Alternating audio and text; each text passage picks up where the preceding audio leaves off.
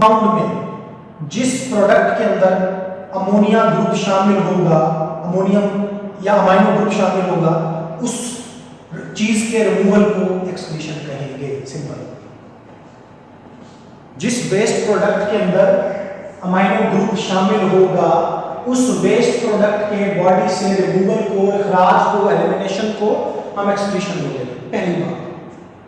तो आपको अगर अच्छी तरह से एक्सक्रीशन की समझ आ गई तो हम आगे चलेंगे osmoregulation. The mechanism of regulation. सबसे पहली बात, ऑस्मोरेगुलेशन मींस, ऑस्मोरेगुलेशन का मतलब यहां पे देखिए कि पहले दो वर्ड्स हैं, इंक्लूड करते हैं, टर्म ले लेते हैं, ऑस्मो और दूसरा रेगुलेशन। रेगुलेशन का सबको पता है। रेगुलेशन का मतलब है मेंटेन करना, रेगुलेट करना, बनाना। Osmo mean osmotic balance. अब ऑस्मोटिक बैलेंस में मेजर कौन सी चीजें आती हैं? दो चीजें आती हैं, water and solutes.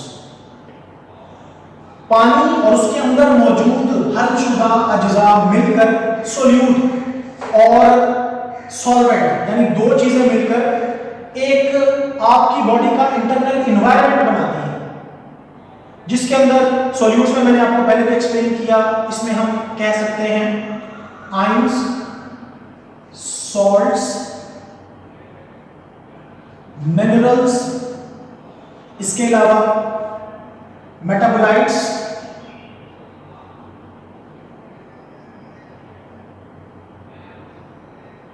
Plasma, serum और बहुत सारी दूसरी चीजें हो सकती हैं।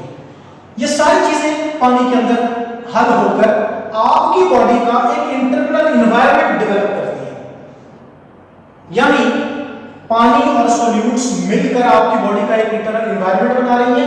उस एनवायरनमेंट में इन चीजों की, पानी की मिकदार को, ion, salts, metabolites, minerals, in short solutes की मिकदार को मेंटेन करने वाला जो प्रोसेस है वो ऑस्मोरेगुलेशन।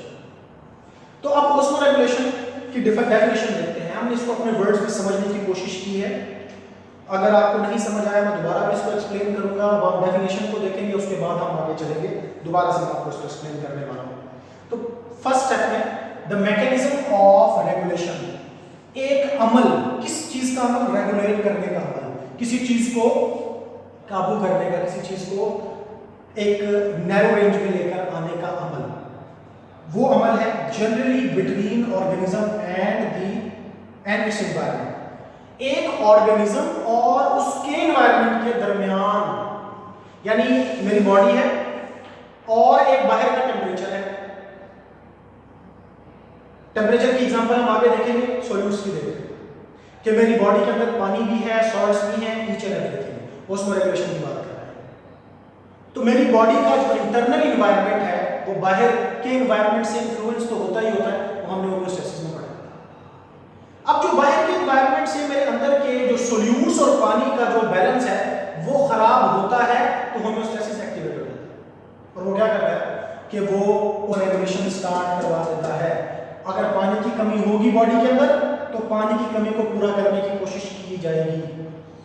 अगर पानी की ज्यादती हो जाए बॉडी में तो एक्स्ट्रा यूरिन प्रोड्यूस किया जाएगा ताकि पानी की मिकदार को दोबारा एक रेगुलेशन पॉइंट पर लेकर आया जाए, जिसको जो बॉडी को नुकसान ना दे। इसी तरह से अगर सॉल्यूट्स की मिकदार बॉडी में बढ़ जाए, इंटरनल सिस्टम में बढ़ जाए, तो क्या होगा?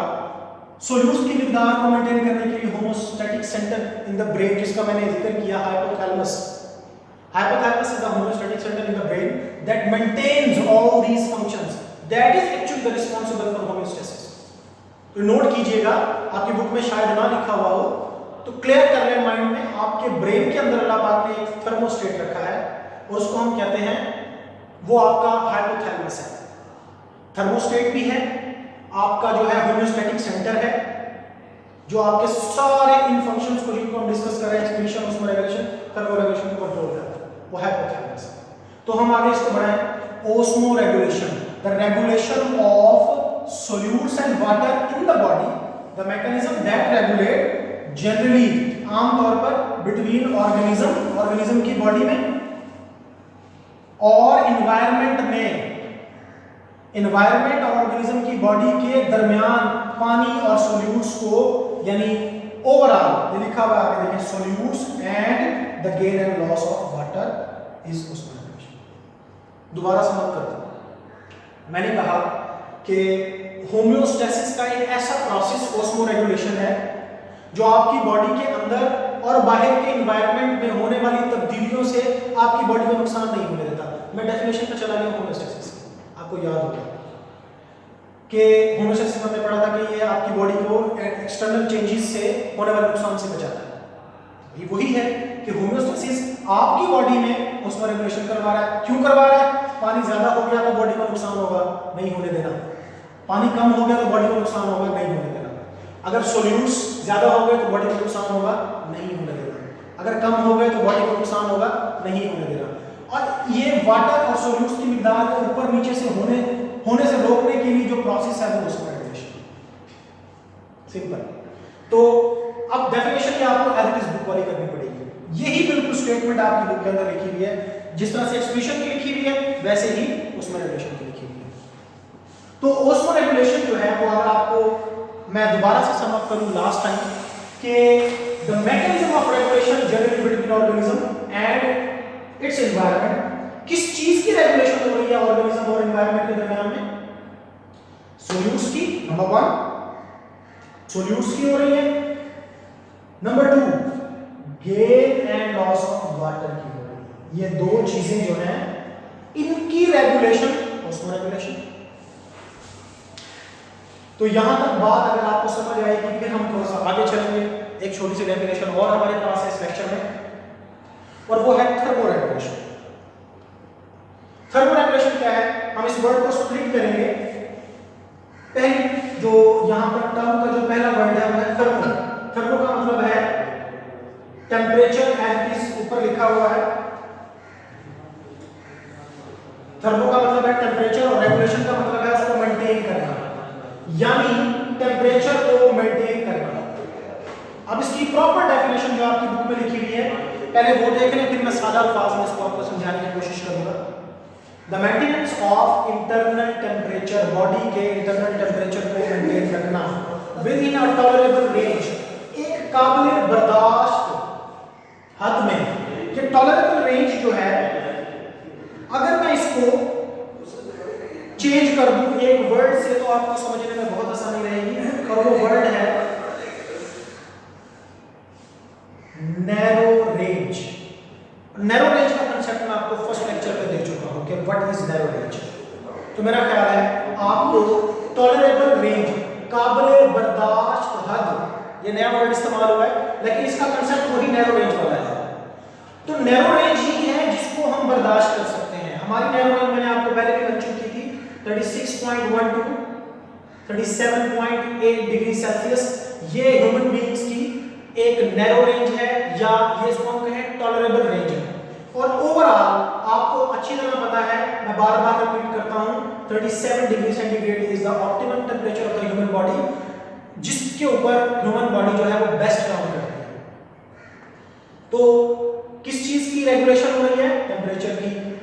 किस हद के अंदर हो रही है? टॉलरेबल रेंज में या नैरो रेंज में। इसको हम थर्मोरेगुलेशन कहते हैं। तो ये बहुत आसान डेफिनेशन है।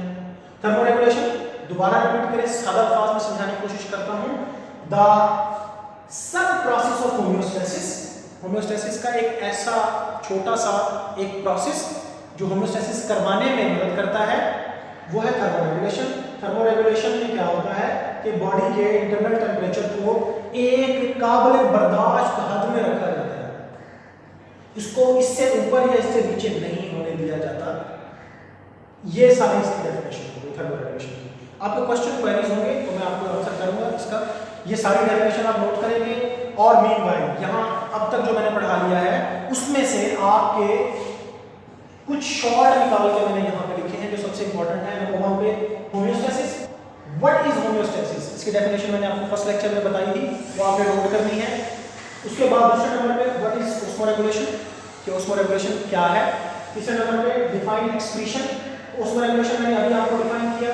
डिफाइन एक्सप्रेशन ये भी आज के लेक्चर में डिफाइन हुआ। व्हाट इज थर्मोरेगुलेशन, ये भी आज के लेक्चर में डिफाइन हुआ।